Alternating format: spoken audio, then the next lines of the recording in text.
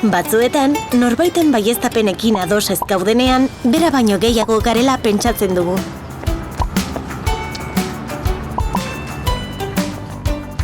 Baina ezin diogu inori aldatzeko eskatu, inguruari begiratzeko gure moduak aldatzeko prest ez bagaude. Beste norbaitengan aldaketa bat lortzeko bidea, norberaren aldaketa batekin hasi behar da beti. Entzun egin behar dugu, jendeak kontuan izan eta zerbaiten parte sentiarazi. Errealitatea moldatzeko gai bagara mundu aldatu dezakegu. Zas, zurrumurruen aurkako sarea. Zurrumurruak apurtu, zalantzak erein eta errealitatea plazaratzen dugu. Sartu gure webgunean eta bilatu sareetan nola parte hartu jakiteko.